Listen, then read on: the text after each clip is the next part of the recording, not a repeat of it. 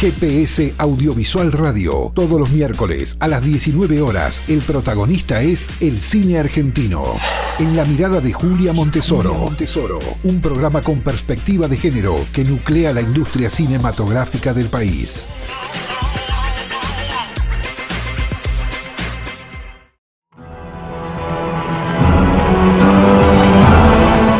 Hola, bienvenidos a GPS Audiovisual Radio en esta emisión especialísima desde el 28º Festival Internacional de Cine de Málaga. Somos el único medio argentino cubriendo este importante festival con una importante presencia argentina. Vamos ya a nuestros contenidos de hoy. Adrián Suárez estrenó mundialmente Mazel Tov, su segunda película como director, en la sección oficial fuera de competencia del 28º Festival de Málaga. Estamos para GPS Audiovisual Radio con Adrián en Málaga. Gracias por tu favor. Acompañamiento. ¿Cómo estás? GPS Audiovisual Radio. Muy bien con este clima benévolo de Málaga con el que acompañamos el estreno mundial de Mazel Tov. ¿Cuál fue el germen de la película? ¿Cómo surgió la idea inicial para Mazel Tov? El germen fue hacer una película familiar donde pueda nuclear la comedia y la emocionalidad, de tener un conflicto de hermanos. Siempre quise hacer una película de hermanos con hermanos que contara la temática a lo largo de los años, cómo cada uno legitima la historia con sus padres, y en este caso con la muerte de un padre a días del casamiento de nuestra hermana menor, que pone en jaque si se hace o no el casamiento, y a raíz de eso los conflictos generados fundamentalmente con el personaje de Fernán Mirás, que es el hermano mayor, y mi personaje. Ahí hay un cruce de géneros entre comedia y drama, donde de pronto hay una segunda parte donde vira el conflicto dramático. ¿Cómo manejaste vos el tono, mantener ese tono para hacer como una segmentación muy clara entre la primera y la segunda parte? Bueno, está bien lo que decís, porque yo no quería que sean dos películas distintas, ¿no? Que sea lo que tratamos de construir en la primera parte, con conflicto más de comedia, cómo iban creciendo las situaciones dramáticas para todo lo sembrado al comienzo, los primeros 50 minutos, ya la última, te diría casi hora, no menos, los últimos 50 minutos, los otros 50 minutos, esos conflictos explotaran dramáticamente y emocionalmente. Y eso me parece que lo logramos. Sí, sobre todo porque además vos estás como identificado muy claramente con el concepto de la comedia, y de pronto acá virás hacia algo que de pronto tiene otra densidad temática. Sí. ¿Cómo fue el trabajo, la interacción con Pablo Solars? ¿Cuál es la parte en que vos participaste también en la estructura del guión? Bueno, con Pablo ya habíamos trabajado más cerca, menos cerca, en algunas películas que hicimos juntos, como 30 noches con mi ex, o Me casé con un boludo. Ya lo conozco hace mucho tiempo, nos llevamos muy bien, nos aprendimos a aportarnos mutuamente, a conocernos, a respetarnos, a querernos, y creo que esta película fue muy importante para los dos, sobre todo el proceso creativo. ¿Quién le llevó a quién la historia? No, yo hablé con Pablo del concepto de Mazel Tov, y sabía que le iba a gustar, aportó muchísimo. Siempre tenemos una dinámica de trabajo que hablamos, decantan las historias, volvemos a juntarnos, volvemos a juntarnos. En este caso, ¿cuánto tiempo fue el desarrollo del proyecto? Y casi un año. Un año. La película es básicamente una película coral. Ya de por sí el hecho de que participen 4 hermanos implica 4 rumbos diferentes, 4 arcos dramáticos diferentes, personalidades diferentes. ¿Cómo fue tu trabajo para coordinar y congeniar esas distintas personalidades? Bueno, fue un trabajo de mucha de ensayos, hicimos como 9, 10 ensayos. Yo ya la tenía en la cabeza, obviamente haber trabajado en el proceso de la estructura de la película. Yo llegué al set teniendo muy claramente lo que quería hacer. Después, bueno, obviamente a veces sale mejor, peor, pero primero por mis características, me cuesta mucho ir a improvisar al set. Si bien hay un espacio abierto a lo que suceda, pero sabía lo que quería, tenía largo, porque viste que en el cine a veces filmas la escena del medio en el primer día y después, entonces sabía perfectamente qué iba a hacer el día que filmara aquella escena. A veces después cuando la pegás en la edición decís, uy, está cerca de lo que creía. Por eso los personajes estaban bien definidos, bien delineados por Pablo Solars. ¿Hay aspectos autorreferenciales en la historia? Bueno, en mi vida personal somos 4 hermanos también. Sí y no. Es una clásica familia de clase media que puede ser de la colectividad, una clásica familia de clase media italiana, española, armenia, más allá de las características folclóricas de cada colectividad. Pero no está marcado el judaísmo como base, porque no es una familia religiosa, es una familia de Argentina de clase media. Claro, los momentos de comedia o los momentos de humor no están emparentados directamente con el concepto del humor judío. No, claro. Es una comedia y tiene momentos de humor y también tiene justamente una transición hacia el conflicto propiamente. Exacto. Un conflicto que también pasa en los polos los 2 polos de la vida y la muerte, porque la película no deja de hablar de eso, nacimiento y muerte, casamiento y muerte. Un poco la estructura fue esa, las 4 patas, porque arranca con una muerte, después el orden cambia, pero quisimos contar las patas de la muerte, un casamiento, un nacimiento, una celebración. En eso transcurre la hora y media de película, esos 4 eventos y cómo van pegando. Habías incorporado en otras películas el concepto de las fiestas judías, que hay como una especie de fascinación o de estereotipo donde se dice lo bien que la pasamos en las fiestas judías, lo maravilloso que son las fiestas judías. ¿Te interesaba por ahí realzar o enfatizar eso, si bien en la película tampoco es que ocupe un espacio central? No, primero, es cierto que las fiestas judías se la pasa bien, es verdad. Pero no, nosotros pusimos el foco en las 4 patas, tratar de ver cómo la película circulaba entre la muerte, nacimiento, celebración, bar mitzvah, y ahí pusimos el foco. Cada 10-12 minutos pasa algo distinto que le hace ir para adelante a la película. Y en todo momento sobrevuela el conflicto humano, sí, las relaciones, y hasta parece, sin ánimo de spoilear, que los conflictos no se terminan de resolver nunca, que cada vez que parece que hay una puerta abierta, uno retrocede 2 pasos para volver al nudo del conflicto, como en algún momento está expresado algo así como que uno tiene nudos en el pecho y no los termina de desatar nunca. Sí, sí. También esa parte, ¿te interesaba incursionar? ¿Te interesaba profundizarlo? Sí. Sí, exactamente eso que vos bien observás. Trataba de encontrar que los conflictos que son de la vida misma, quería hacer una película que copie bien la vida real por los conflictos. Y creo que en ese sentido, por lo menos para mí, está altamente lograda. Que vos decís, ese conflicto con mi hermano lo pude haber tenido. Esta cosa que no le dije me pasa.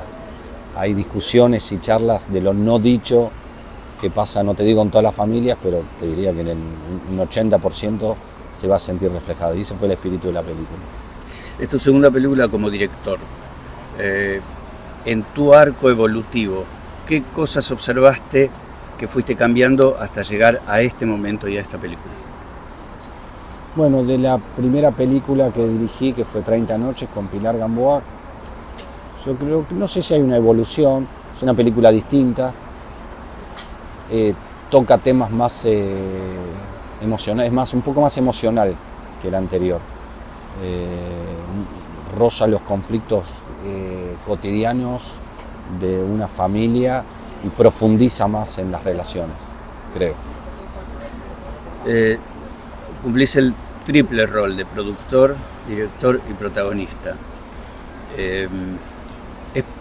¿Porque te interesa todo, porque te sentís capaz de todo, o porque no tenés la posibilidad o no sé, la alternativa de delegar, o no sentís que tenés que delegar algo? No, bueno, es un proceso que que vengo haciendo hace muchísimos años, el de actor y productor desde los 24 años. Y eso es un paso obligado, muy difícil. Cuando ya estás en esa línea de actuar, podés producir, te fuiste legitimando como productor y con altibajos, con momentos buenos y malos. Dar el paso es un paso, no te diría obligado, pero para mí necesario, con ganas de experimentar y seguramente lo seguiré haciendo. En este criterio de experimentar y de la búsqueda tuya, tenés ahora, todavía no se estrenó comercialmente, pero ¿estás pensando en tu tercera película? Sí, siempre. Sí, porque generalmente cuando trabajás en una, esto ya pasó hace un año y medio, entonces ya estás en el proceso eso, de contarle a la gente, de mostrarla en público, pero la película, la entrega ahora es de la gente, ya no tengo más nada que hacer, más que acompañarla, quedar en el corazón y recordarla, porque cuando empiezo a hablar con vos y vos me la haces recordar más a la película. Pero ya estoy pensando en la tercera. Ya soltaste más el todo. No solté, pero ya una vez que terminás, ya va la copia, va a los cines, ya estoy esperando qué le pareció a la gente. Ya es de la gente. Es de la gente, sí. Gracias. No, a vos, Adrián. gracias por la nota. Gracias.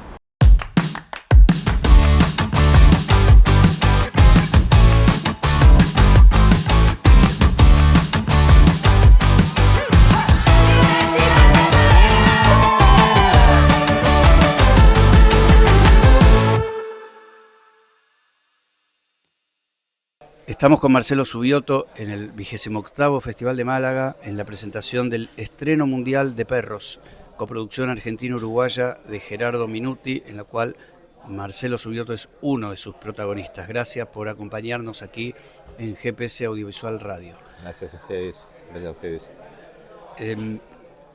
¿Qué fue lo que te interesó de la propuesta de Perros? Bueno, Perros tiene como punto de partida un trabajo sobre lo vincular, lo que nosotros entendemos como vecinos que conviven en un barrio, que tienen puntos de coincidencia, que son solidarios entre sí. Lo que nosotros hacemos, o lo que a primera vista uno cree que sucede en un barrio, o la manera que uno ha crecido con estos vínculos. Perros pone una lente sobre ese tipo de vínculos que nos hace ver otro lugar, ¿no? El lugar de ciertas rencores, envidias, el poner el ojo en el otro, no como alguien que podría funcionar como un prójimo, sino como alguien que está al lado nuestro y que tal vez nos compite y que tal vez nos complique. Y bueno, empieza a poner la lente en ese lugar donde los vínculos vamos a ver que empiezan a erosionarse de a poco, ¿no? A lo largo de la trama. Para emprender esta propuesta, que es una coproducción argentino-uruguaya, viajaste a Uruguay, te insertaste en un mundo que es muy similar al de Buenos Aires, si se quiere, pero que al mismo tiempo tiene otras especificidades. Su particularidad, Sus particularidades. Sí. ¿Qué fue lo que percibiste en el vínculo, en el equipo de producción y en el director, en Gerardo Minuti? Bueno, nosotros compartimos con Uruguay toda la cultura, o gran parte de la cultura rioplatense, y de alguna manera somos vecinos, y uno se cruza a Montevideo, que es donde filmamos, y se siente en un lugar cercano, digamos, ¿no? Pero bueno, el Uruguay en relación a lo que es Buenos Aires tiene sus diferencias, ¿no? La vida es menos neurótica que la nuestra, mucho menos neurótica que la nuestra, y eso un porteño lo percibe a los 20 minutos de estar ahí. Y después también hay todo un montón de cosas que a mí me parece, cuando veo a Montevideo, que en Buenos Aires, a partir de esa idea de progreso, de las nuevas construcciones, de todo aquello que creemos que es para el avance y para la mejora, ha ido perdiendo un poco en su identidad, y eso Montevideo lo tiene mucho más presente, y yo cuando voy lo disfruto. Después con el equipo y lo que es todo el universo de audiovisual uruguayo, yo la verdad que lo disfruto mucho. Para mí es una alegría saber que de ahora en más voy a formar parte con un pequeño granito de arena de lo que es la tradición audiovisual uruguaya, ¿no? Porque estoy siendo parte de la película uruguaya. Eso me da muchísima alegría. Y además con el desafío de trabajar con un operaprimista, o sea que es la primera película de Gerardo Minuti. ¿Eso también implica un salto al vacío, un riesgo? No, yo he trabajado. Las óperas primas tienen algo del orden, lo digo entre comillas, pero de lo virgen, del deseo de la película que hace tanto tiempo que querés hacer y que la vas a hacer y que es tu primer película. Entonces hay un montón de cosas, generalmente en esas experiencias, que son súper ricas y súper transparentes y tienen el vínculo con el material de lo necesario, ¿no? El director quiere hacer su película, necesita hacerla, tiene las expectativas de cómo saldrá esa película, pero también tiene una posición en general ética y estética bastante clara. Y bueno, yo lo disfruto cuando me toca estar en películas que son óperas primas, ¿no? Hay un trabajo de guión muy afinado, muy maduro, y se llega al resultado final de una manera donde, para utilizar una expresión poco feliz, pero habitual, no parece una ópera prima. En ese universo que te planteó el guión, ¿vos tuviste margen también para aportar tus propias iniciativas, tus propias ideas? ¿Había alguna posibilidad de interacción con el director, con Minuti? Sí, eso fue desde el principio, cuando Tato me acercó el guión.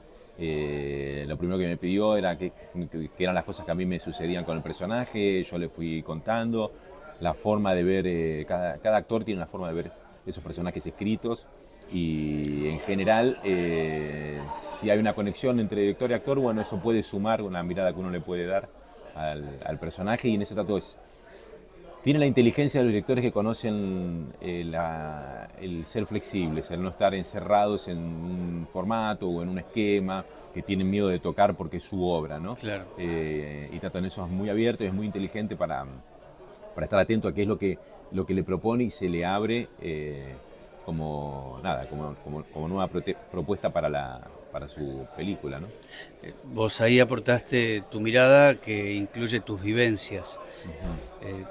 De alguna forma tenías referencias anteriores a convivir con perros, convivir en un barrio de casas bajas, convivir con un vecino donde se genera un clima de hostilidad. Digamos, esas características propias de la obra, ¿tienen puntos de contacto con tu propia vida? Sí, yo creo que generacionalmente los actores que hemos hecho los roles de los vecinos, de esa pareja de vecinos, nos hemos criado en barrios con esas características, ¿no? Tal vez hoy es más difícil de verlos, sobre todo en Buenos Aires. En Montevideo, insiste, se ve mucho más. Pero nos hemos criado en ese ambiente, entonces uno conoce ese mundo.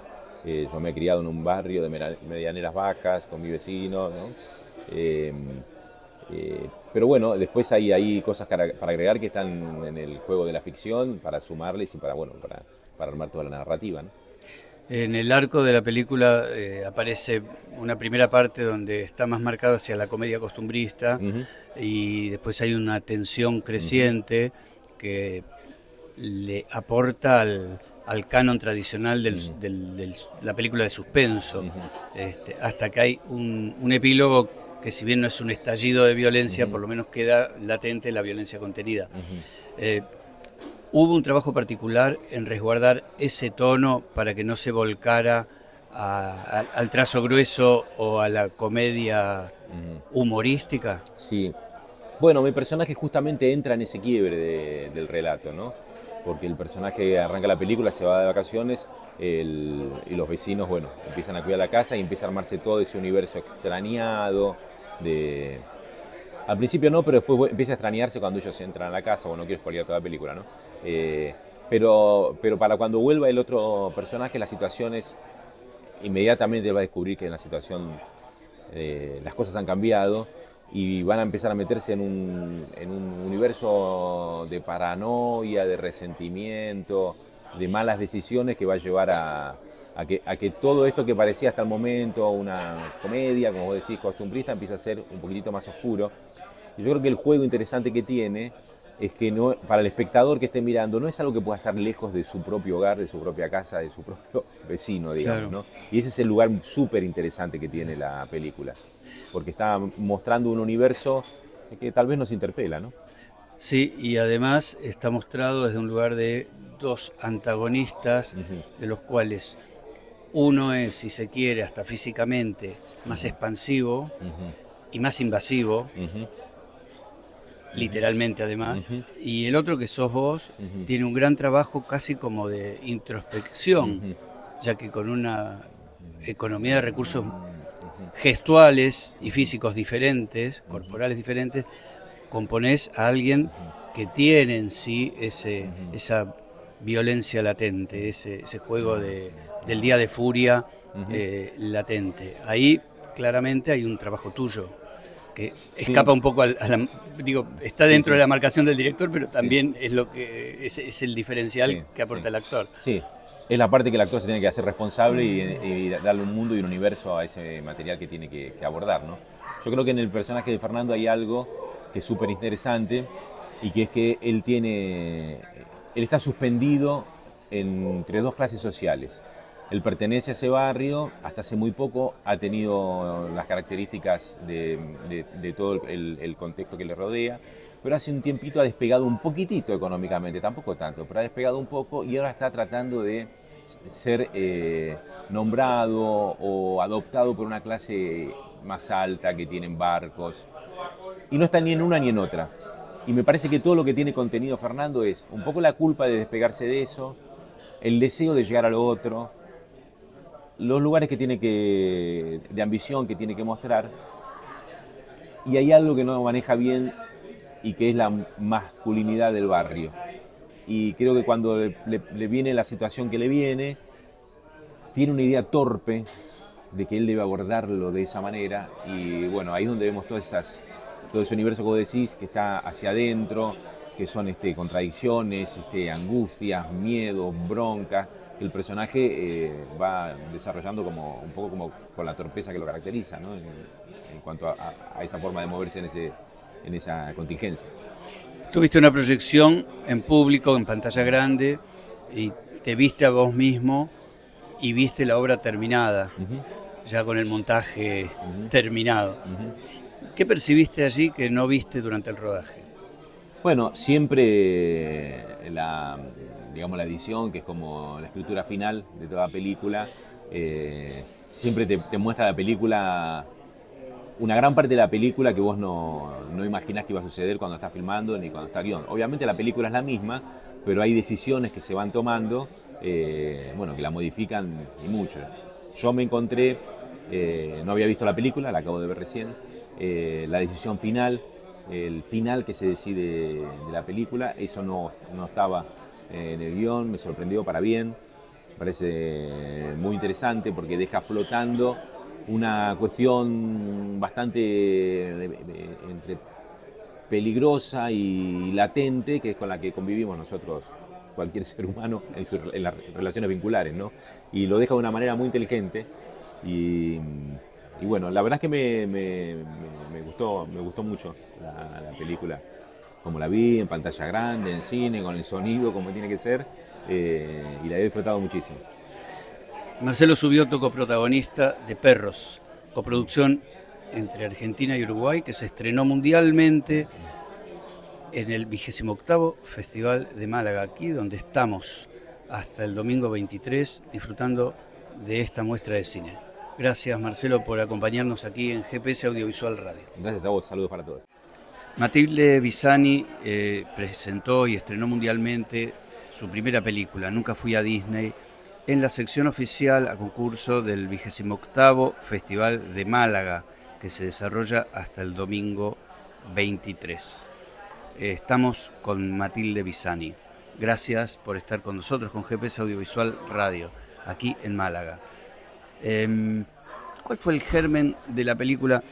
Ya que en la primera presentación aplicaste varias veces el concepto de germen, y me interesó ese término, en tanto refiere justamente al prenacimiento, a la etapa previa al nacimiento. Bien, bueno, el germen de la película se gestó en un grupo de 5 amigas que cursábamos nuestro último año en la facultad, y bueno, con mucho deseo de poder generar nuestra primera experiencia de largometraje. Por eso fue previo al nacimiento, porque bueno, hubo un impulso, una convicción, una decisión de hacer una película a como dé lugar, como pudiéramos hacerla. Y a partir de ahí, bueno, empezamos a trabajar obviamente sobre la idea, el universo que queríamos construir.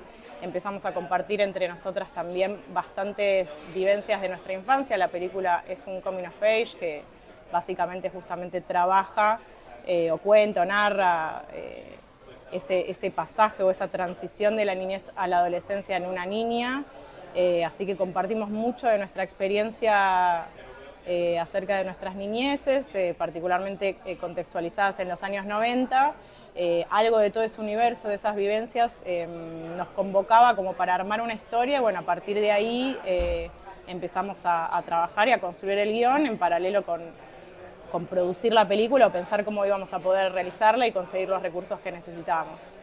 ¿En qué medida esta historia prevaleció sobre otras historias que pudieron haber surgido de esa interacción entre las 5 mujeres? ¿Por qué tomaron el camino de esta historia? Creo que, a ver, incluso por formación, pero como siempre es interesante un buen punto de partida es empezar por lo que uno tiene cerca, como lo que es vivencial. Es muy difícil realmente realizar películas, pero construir ese universo. Son muchos elementos que se conjugan para terminar de armar ese mundo ficcional, si se quiere, o de fantasía, o que está armado. Incluso en los documentales aplica esto, ¿no? Y creo que había algo de eso que generacionalmente nos unía a todas, además de que, bueno, vamos a decirlo, yo tengo un gusto bastante amplio en cine, no me caso con ningún género ni con ningún estilo, pero nos pareció, o sea, estábamos seguras de que tenía que ser una historia sencilla, que no podía ser muy ambiciosa a nivel narrativo, porque imaginábamos y en parte sabíamos lo que eso implica a nivel producción e incluso estructura de equipo técnico. Sabíamos que iba a ser reducido todo eso. Entonces, también para poder equilibrar cada uno de esos elementos, todas las áreas, y que cada una pudiera tener la mejor experiencia posible dentro de su rol, creo que era importante que ese elemento narrativo no se trate de imponer por sobre los demás y poder trabajar al mismo nivel la calidad de la imagen y la estética de la imagen, el arte, el sonido, incluso la producción en términos de lo cuidado de toda la experiencia, de que sea una experiencia amorosa y para todos los que participaron. Algo de eso nos llevó por ese lado y también porque fue lo que nos convocó, digamos, lo que sentimos que era para todas, digamos. En esa interacción, en ese sentir que es para todas, ¿hubo una decisión previa de que vos ibas a ser la directora o eso se fue definiendo y delineando en el camino? Eso o sea, los roles estaban planteados previamente por una cuestión de el interés que cada uno, o sea, el interés y el trayecto que cada una venía construyendo como estudiante en su formación.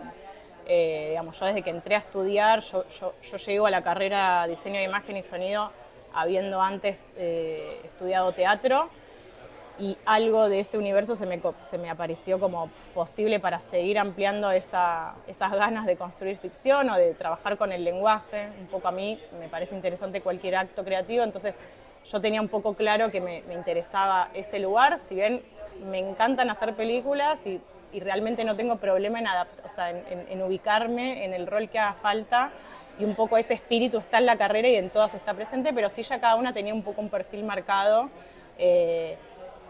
Algunas más, algunas fue lo que hacía falta para terminar de completar las necesidades, pero sí esa decisión estaba como un poco tomada. Sí, estaba planteada previamente. Sí, desde ese rol y desde este germen que fue colectivo, hubo obviamente un entendimiento de que tenía que ser una historia que nos convocara a todas, porque por lo menos hasta el rodaje, digamos, todas íbamos a poner mucho de nosotras y bastante por igual. Entonces, como sí operó una lógica más colectiva en ese proceso de saber, o al menos para mí era importante que todas quisieran contar lo que íbamos a contar. Hay también en ese proceso una decisión que si uno no la expresa, queda como desplazada o como fuera del eje, pero que se percibe claramente que es el interés y la necesidad de contar una historia desde las mujeres, dirigida a las mujeres, donde el protagonismo excluyente son las mujeres. Claramente ahí había también una mirada y un enfoque puesto allí. Sí, realmente, bueno, el grupo se conformó siendo mujeres. Nuestro grupo de amigos y amigues cercanos en la facultad era más amplio, pero ese núcleo se terminó formando así. Digamos, otras personas tomaron otras decisiones y se agruparon de otra manera. Y obviamente, de vuelta, es como cuando empezamos a pensar sobre qué podíamos escribir y construir la película, apareció un poco naturalmente algo de eso. Yo no tengo ahora el recuerdo exacto de dónde se trazó esa línea clara de que tenía que ver con esas infancias y con los años 90, que fue donde nosotras vivimos esa infancia. Sí recuerdo que yo estaba muy cerca de niños porque acababa de ser tía, entonces estaba por primera vez como viendo un poco ese mundo de niñez. Eso sí lo recuerdo, que creo que hubo en algún momento una decisión de, me parece que trabajemos con niños, o sea, qué lindo esto. Como hubo una decisión también de no filmar en Buenos Aires previa, digamos, no es que había algo de construir una historia que sucediera fuera de Buenos Aires. Y lo de ser mujeres y que se refleje eso, sí, creo que tanto de nuestras experiencias como de nuestras madres, o sea, apareció algo de todo eso, sobre todo de esos conflictos vinculares que empiezan a aparecer entre madres e hijas cuando una va creciendo, en un contexto social donde sí, era común que las mujeres siempre se pongan en un segundo lugar y que inhibieran o reprimieran muchos de sus deseos, como incluso por tener que ser madres, como algo de eso de forma muy sutil estaba jugado y empezó a aparecer en nuestras charlas previas de brainstorming acerca de lo que iba a tratar la película. Entonces todo eso tratamos de, bueno, después ir construyendo y darle forma de guión, obviamente apelando a algunos recuerdos o imágenes puntuales de cada una, y bueno, después uno va limpiando y tratando de darle una forma que pueda tener una progresión. Pero sí que siempre estuvo presente eso de esa sensibilidad sobre ese tema, ¿no? De cómo esas ciertas inhibiciones que empiezan a aparecer en ese momento en que una empieza a ser mujer o da los primeros pasos y aparecen esas barreras o cierto mandato social, y cómo eso también se ve reflejado después en madres que quizás por mucho tiempo se frustraron con muchos de sus deseos y sus anhelos, que no pudieron como transitar. Algo de eso fue parte de una forma sensible, amorosa, como sin denuncia, digamos, claro, sin una cosa pesada, claro. pero bueno, parte de todo eso obviamente fue idea que esté presente en el relato, que de distintas formas todas nosotras lo transitamos, digamos, y lo vimos en nuestras madres y con nuestras madres. Claro, también sin denuncia, pero desde el propio título de la película hay un enunciado de una crítica social, sobre todo en los 90, con esta cuestión de que socialmente, si no ibas a Disney, estabas fuera de algún sistema de estatus, no explícito, pero sí como muy insertado. ¿Cómo atravesaste vos y el grupo esas infancias en las que el mandato Disney era tan potente? Bueno, voy a hablar ahora más en lo personal. Obviamente para cada una fue diferente. En mi caso, si bien lo del título la idea de nunca haber ido a Disney no es, o sea, no sé si en algún momento fue un anhelo para mí, creo que no sé, tendrían que estar el resto del equipo para poder como claro, compartir su vivencia personal, pero además dentro de mi familia algo, o sea, nosotros lo denominamos o lo establecimos como un proceso donde hubo una invasión cultural de parte de Estados Unidos hacia Argentina, que esto implica muchas cosas, ¿no? Como sobre todo algo que tenemos muy arraigado en nuestro país, de no valorar lo propio y de no, o sea, siempre estar pensando que lo que está afuera es mejor, que es muy relativo lo que es mejor y lo que es peor, pero de última lo nuestro es lo que tenemos. Entonces, valorar lo que tenemos es para mí algo que estaría bueno que en algún momento se instale internamente en nosotros y que dejemos de pensar que siempre lo mejor está afuera.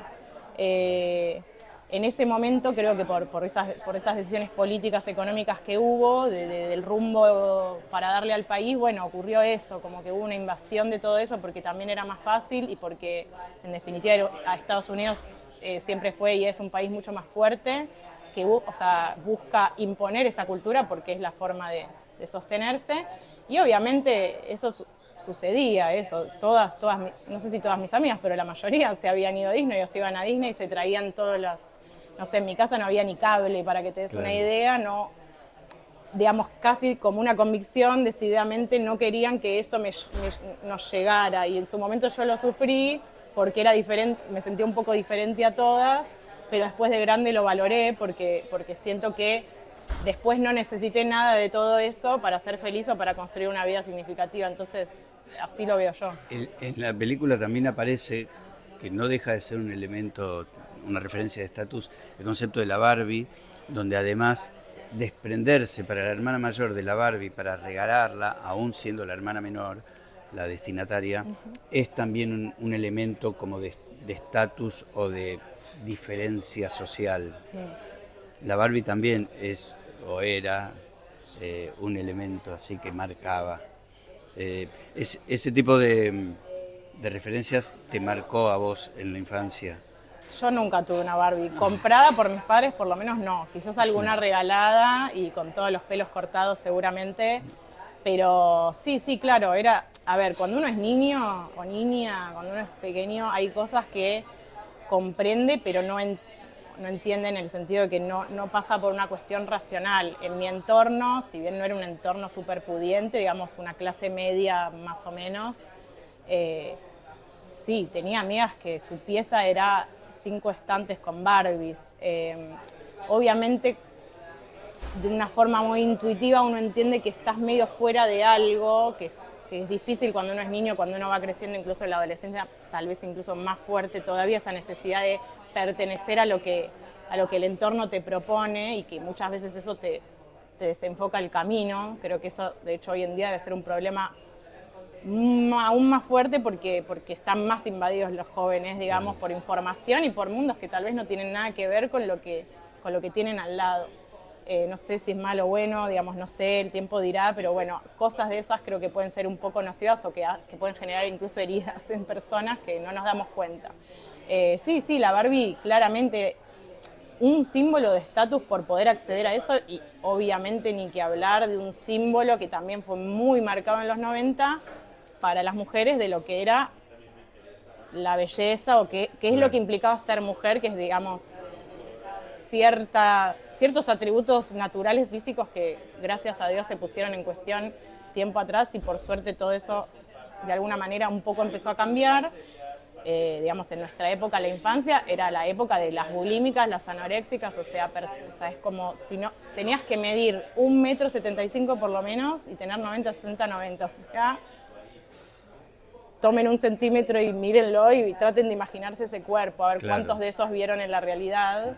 Eso por un lado, y también de lo que es ser mujer, como esta cosa de, bueno, ser mujer es que te guste maquillarte, pintarte las uñas, usar vestidos, y quizás sos niña y no te interesa nada de todo eso, o sea, podés hacerlo, pero no sé, querés más jugar al fútbol con los chicos o querés no sé, trepar un árbol, no sé, algo de esa cosa como de forma que se instaló, como Disney rosa, fucsia, no sé. Sí. Todo eso es parte de un símbolo de, más allá de lo puntual, una forma de ver el mundo un poco plástica para mi gusto, que bueno, me gustaría que entendamos que detrás de esas cáscaras que se ven, de todo lo que se ve atrás de una cámara, después hay toda otra vida y toda otra complejidad que está bueno que no perdamos, digamos. Nunca fui a Disney, las niñas de Nunca fui a Disney, protagonistas, rompen también ese modelo de querer parecerse a y tienen como una explícita libertad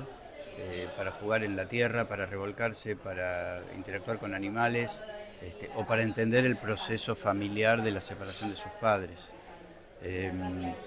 Estaba puesta la intención en generar una película que tuviera una mirada esencialmente de libertad de acción de las chicas.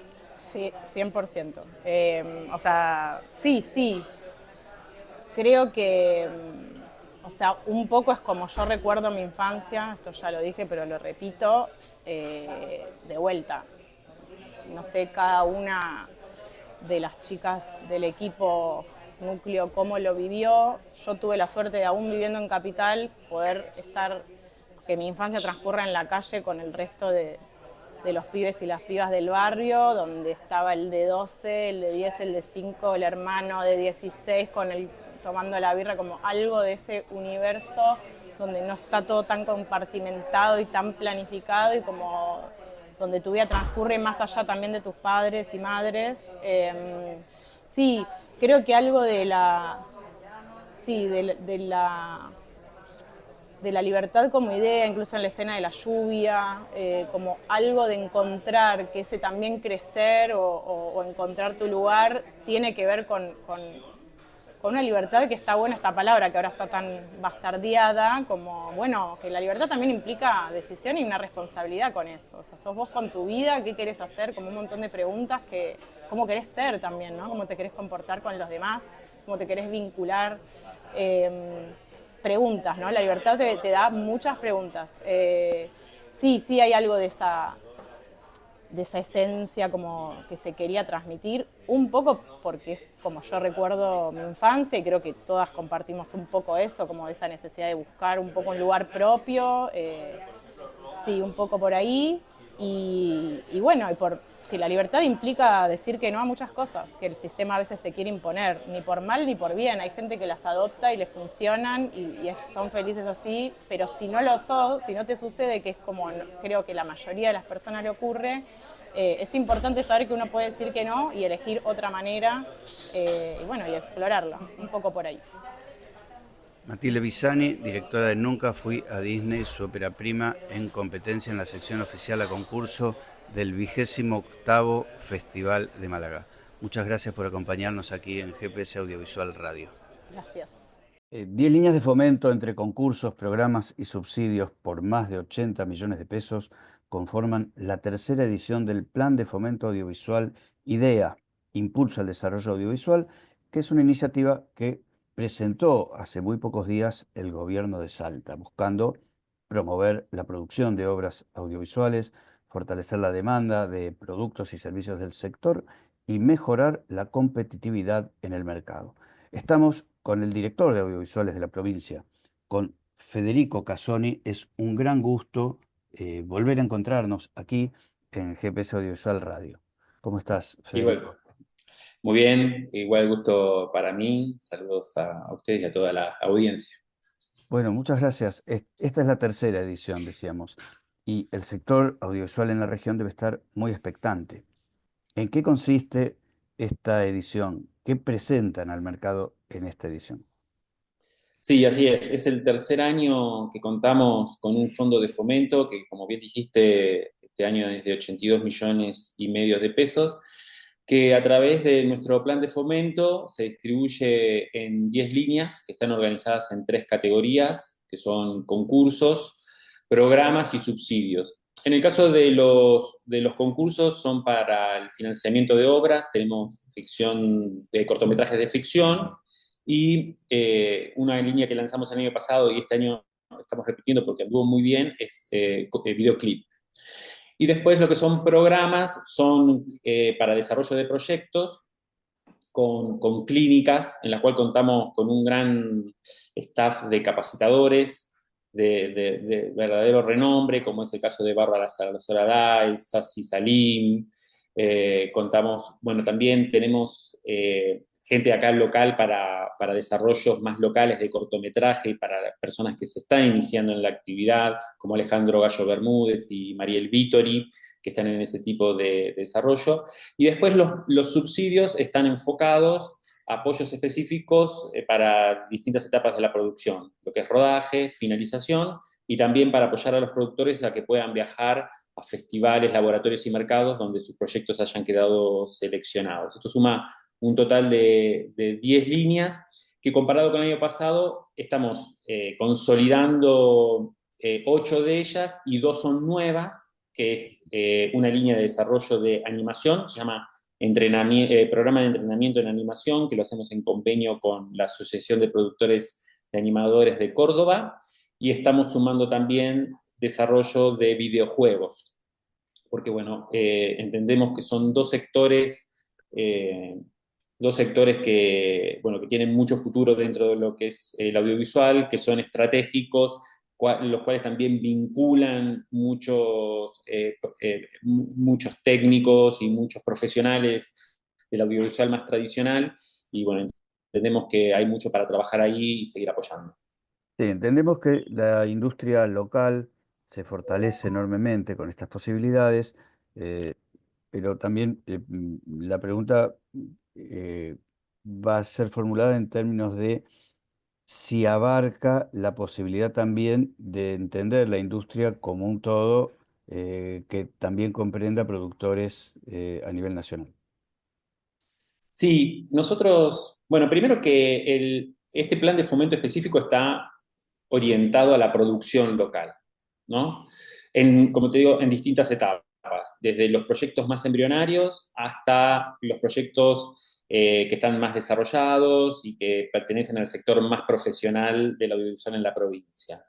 En el caso de los cortometrajes y estos tipos de concursos, entendemos que son herramientas que sirven para los procesos profesionales de muchos realizadores y técnicos que pueden acceder a financiamientos profesionales para hacer obras a nivel profesional. En este caso estamos dando para la realización de cortometrajes 14 millones de pesos y poder hacer obras que, bueno, como en el caso para competir en festivales importantes y sumar a su carrera profesional. Después, lo que tiene que ver con la producción nacional es a través de beneficios específicos que tenemos, como es el caso del cash rebate, Correcto. que eso no está dentro de este plan específicamente, está dentro de lo que es nuestra Film Commission y beneficios los beneficios que damos a través del cash rebate, que, bueno, se lanza en abril con un nuevo reglamento y que, bueno, que va a estar abierto la convocatoria gran parte del año. Con eso complementamos lo que es el apoyo destinado a la creación, a la producción, a la generación de historias, de contenidos locales y a lo que es el trabajo enfocarnos también en la producción a nivel nacional e internacional a través del cash rebate. El año pasado se abrió la línea del cash rebate, como bien decías, y ahora se está preparando una nueva edición para abril. ¿Cuál es el Así balance que es. hicieron de lo que ocurrió el año pasado? ¿Cuál fue la repercusión que hubo el año pasado? Bueno, en ese sentido fue muy bueno, hemos tenido muchas consultas y trabajos, bueno, justo apuntamos nosotros a un sector que está quizás de los más golpeados, ¿no? El que le falta financiamiento para arrancar los proyectos y, y que, bueno, no están dentro de esas grandes producciones internacionales, ¿no? Nuestro segmento es un segmento más medio de producción nacional e internacional. Bueno, nos ha servido mucho para empezar a aprender sobre la herramienta, a vincularnos con productores, a dar a conocer las políticas que tenemos desde la provincia y en ese sentido muy favorable también para que los propios productores y técnicos locales se apropien de la herramienta y den difusión, que son los que en realidad más contacto tienen con los posibles beneficiarios. Entonces eso fue una muy buena experiencia que, bueno, ahora queremos replicar y tener más resultados concretos, ¿no? Que eso es lo que nos falta definir. Salta, entre otras cosas, también, además del impulso a la producción audiovisual, tiene la cualidad, la aptitud de pensar en términos de formación. Este año o se reabre la carrera de producción audiovisual en la Universidad Nacional de Salta. Así es en la universidad provincial que se llama UPATECO, que, bueno, ya tiene exactamente, que tiene una tecnicatura, que ya están, la primera cohorte ya están terminando, están en el último año, ahora se abrió una nueva cohorte, y sí, la verdad que eso, bueno, hace a lo que es una política integral hacia el sector audiovisual, que incluye la formación, el fomento que hacemos a través de la Dirección de Audiovisuales, la Secretaría de Cultura, lo que tiene que ver con promoción, también exhibición y difusión, políticas que tienen que ver con incorporar infraestructura y equipamiento. Hay un proyecto muy importante que ya está avanzado para hacer un estudio de producción profesional acá en la provincia de Salta. Y exenciones impositivas, ¿no? Lo que tiene que ver la exención al pago de ingresos brutos, con lo cual se piensa la promoción de este sector de una manera integral no solo desde la Secretaría de Cultura, sino también desde otros ministerios, porque, bueno, creemos que es un sector clave para el desarrollo productivo de la provincia. Teniendo en cuenta esta política de desarrollos en distintas direcciones y en distintas líneas, ¿en qué momento consideras que se encuentra el sector audiovisual? Bien, es bien diverso lo que nos sucede y lo que ha sucedido, ¿no? Lo que nos sucede en las provincias es que mucha gente que se forma, que empieza a tener experiencia, que, que tiene, dar sus primeros pasos, muchas veces esas personas se van, ¿no? de las provincias. Es lo que sucede a nivel productivo en todas las provincias y más allá del audiovisual también. Estas políticas también lo que buscan, y con herramientas como el cash rebate, es que se generen cadenas de trabajo para que eso no ocurra y ese sector siga creciendo.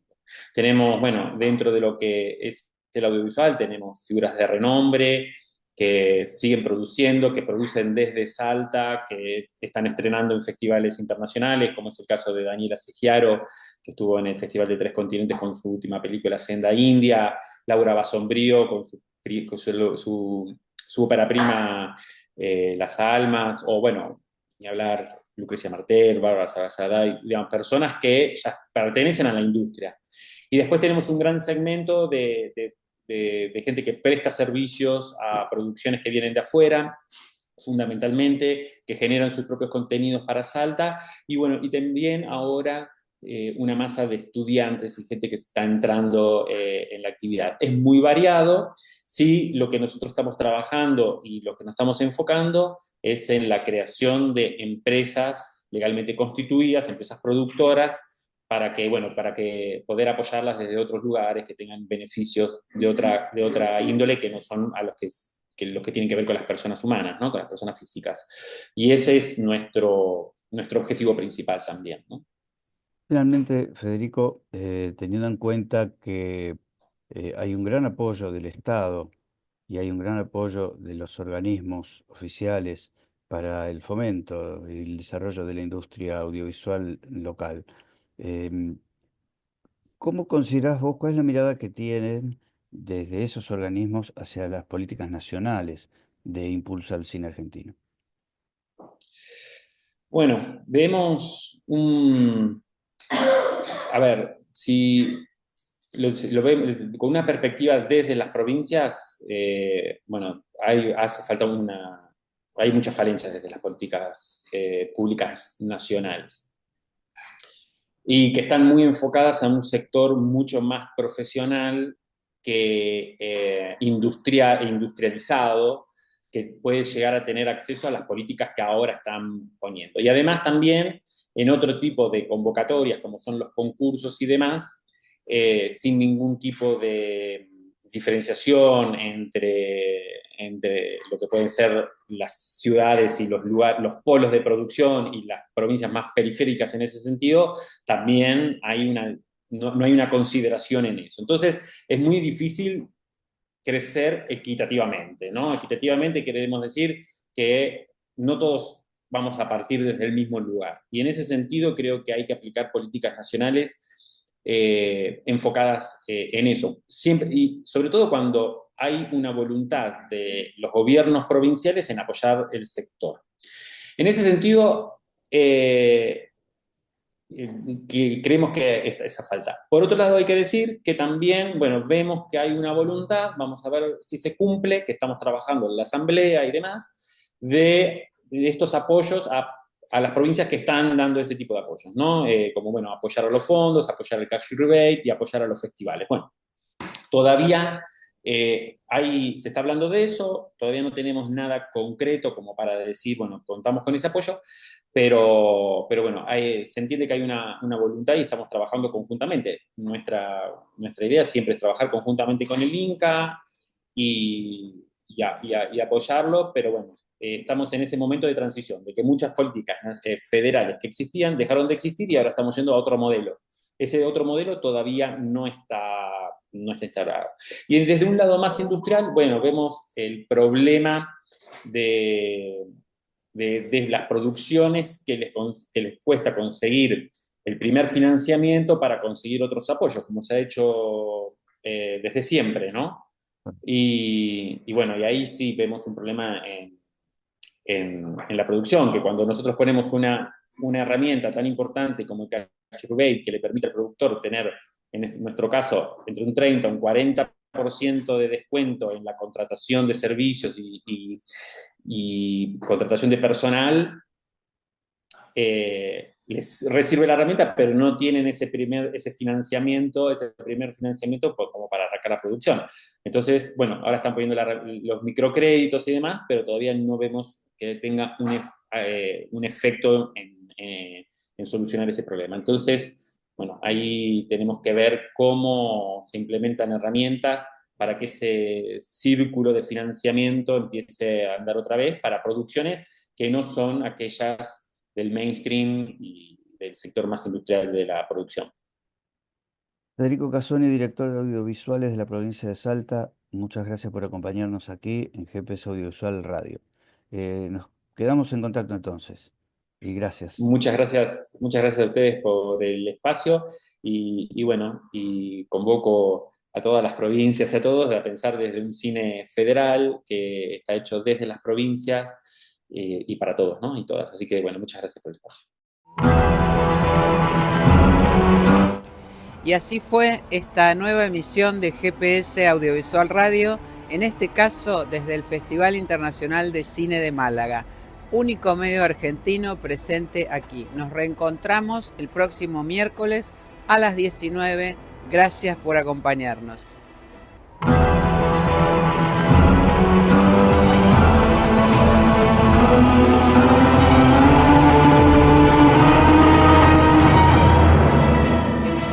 Esto fue GPS Audiovisual Radio.